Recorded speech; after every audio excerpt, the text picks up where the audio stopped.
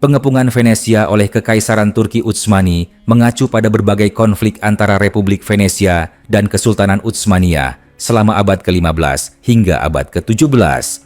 Hubungan antara kedua kekuatan ini sering diwarnai oleh persaingan maritim di Laut Tengah dan benturan kepentingan perdagangan. Berikut adalah gambaran sejarah utama terkait konflik dan pengepungan yang melibatkan Venesia dan Utsmaniyah. Venesia adalah kekuatan maritim utama di Laut Tengah dan menguasai banyak pelabuhan strategis serta jalur perdagangan. Kekaisaran Utsmaniyah yang pada abad ke-15 sedang mengalami ekspansi besar-besaran melihat Venesia sebagai ancaman bagi pengaruhnya di kawasan Balkan, Anatolia, dan Laut Aegea. Ketegangan meningkat seiring dengan jatuhnya Konstantinopel yang mengakhiri Kekaisaran Bizantium dan menjadikan Kesultanan Utsmaniyah sebagai pemain dominan di wilayah tersebut. Beberapa pengepungan utama yang melibatkan Venesia meliputi pengepungan Negroponte. Setelah Utsmaniyah berhasil menguasai sebagian besar wilayah Yunani, Sultan Mehmed II memimpin kampanye untuk merebut Negroponte, Euboea, pulau yang dikuasai Venesia. Pengepungan ini berakhir dengan kemenangan Utsmaniyah yang memperkuat dominasi mereka di Laut Aegea.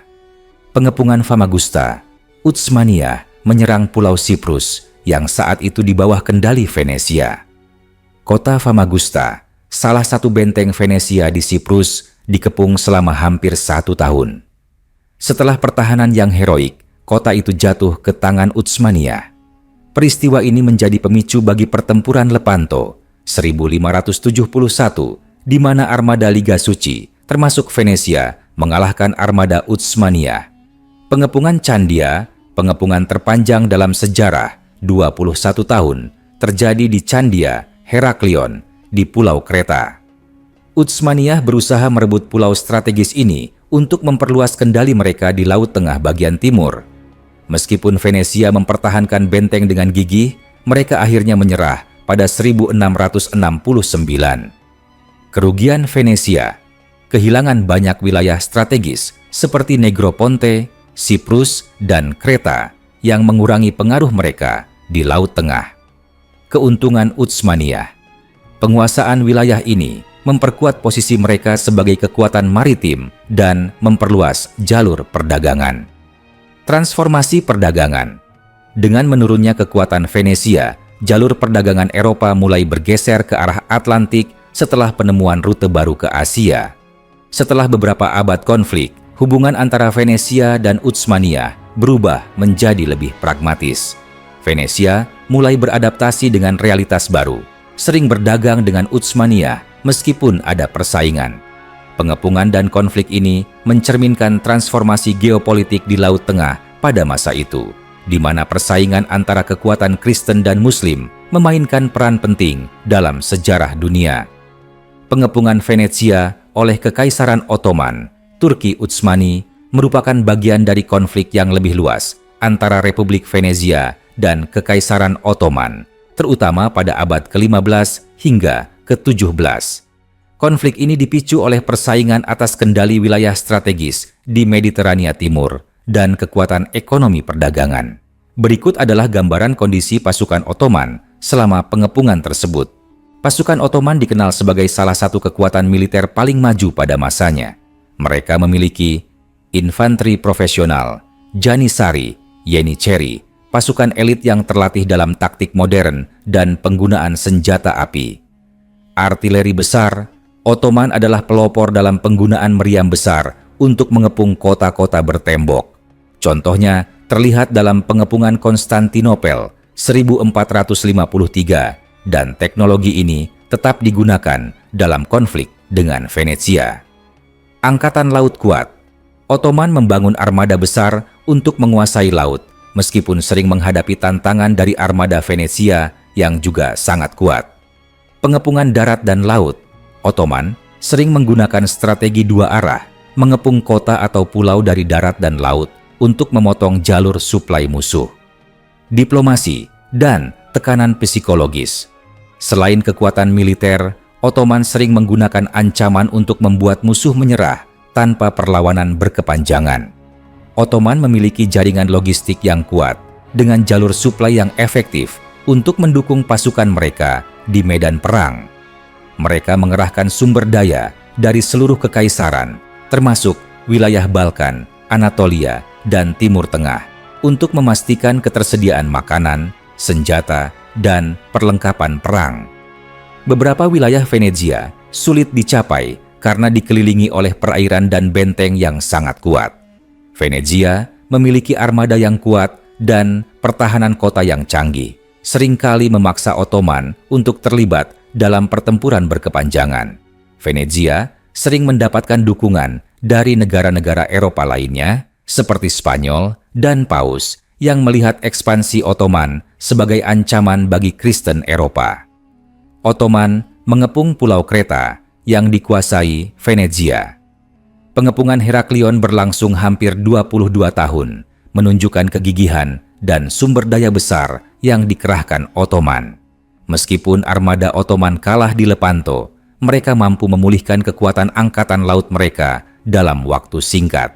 Secara keseluruhan, pasukan Ottoman pada masa konflik dengan Venezia berada dalam posisi yang kuat, didukung oleh teknologi, organisasi, dan strategi militer yang mumpuni. Namun, tantangan geografis dan perlawanan sengit Venezia membuat konflik ini berlangsung lama dan kompleks. Pengepungan Venesia oleh Kekaisaran Turki Utsmani pada masa-masa konflik Islam dan Kristen seringkali dirujuk sebagai bagian dari perang besar di Laut Tengah antara kekuatan Islam, Utsmani, dan kekuatan Kristen Eropa, terutama Republik Venesia. Salah satu peristiwa penting yang mencerminkan kondisi ini adalah Perang Laut Lepanto, meskipun bukan pengepungan langsung kota Venesia, melainkan pertempuran laut besar yang melibatkan kedua pihak. Namun, dalam konteks lain, Venesia tidak pernah secara langsung dikepung oleh pasukan Utsmani di daratan. Konflik lebih sering terjadi di wilayah-wilayah yang diperebutkan seperti pulau-pulau di Laut Aegea, Laut Adriatik, atau koloni Venesia seperti Pulau Kreta dan Siprus. Kondisi pasukan Venesia saat menghadapi Utsmani. 1. Kelebihan Venesia. Venesia memiliki angkatan laut yang sangat maju untuk zamannya, dengan teknologi kapal yang baik dan pengalaman dalam perdagangan maritim. Venesia sering bergabung dengan negara-negara Kristen lainnya, seperti Spanyol dan negara gereja, dalam membentuk koalisi untuk melawan Utsmani. Sebagai pusat perdagangan dunia, Venesia mampu mendanai perang secara efektif. 2. Kelemahan Venesia. Venesia sangat tergantung pada wilayah koloninya untuk sumber daya. Ketika koloni seperti Siprus jatuh ke tangan Utsmani, posisi strategis Venesia melemah. Populasi Venesia kecil dibandingkan dengan wilayah Utsmani yang luas dan sumber daya manusianya yang besar.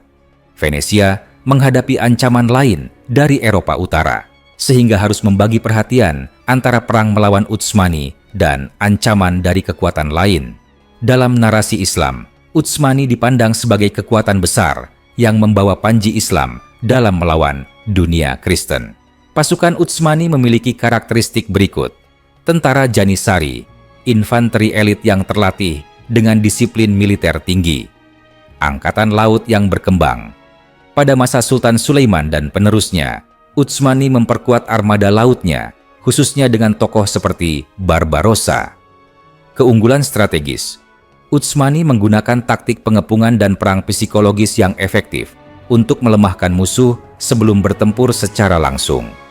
Pengepungan Venezia oleh Kesultanan Turki Utsmani pada masa pemerintahan Islam tidak pernah benar-benar terjadi secara langsung, meskipun hubungan antara Kekaisaran Utsmani dan Republik Venezia seringkali penuh dengan konflik dan negosiasi diplomatik selama abad ke-15 dan 16.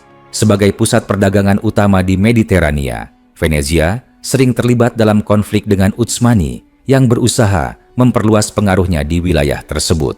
Namun, ada beberapa peristiwa besar yang melibatkan Venezia dan Utsmani yang mencerminkan kebijakan penguasa Utsmani terhadap Venezia. Turki Utsmani lebih sering mengepung benteng atau wilayah strategis yang dikendalikan Venezia, seperti Pulau Kreta, Candia, atau Siprus. Salah satu pengepungan terkenal adalah pengepungan Candia di mana Utsmani akhirnya menguasai Kreta setelah lebih dari 20 tahun perang. Penguasa Utsmani seringkali memadukan kebijakan militer dengan diplomasi. Misalnya, meskipun ada konflik, Venezia tetap menjadi mitra dagang utama bagi Utsmani. Venezia diizinkan berdagang di wilayah Utsmani dengan syarat membayar pajak atau memberikan konsesi tertentu. Dalam konteks Islam, Utsmani sering menerapkan prinsip perlindungan terhadap non-Muslim, Ahl al-Dhimma, di wilayah yang mereka kuasai. Penduduk Kristen di wilayah Venezia yang ditaklukkan, seperti di Kreta, biasanya diberi kebebasan beribadah dengan membayar pajak jizyah. Ini menunjukkan pendekatan Utsmani yang mengakomodasi keragaman agama selama mereka memegang kendali politik. Kebijakan penguasa Utsmani juga mencakup sikap fleksibel terhadap perdamaian.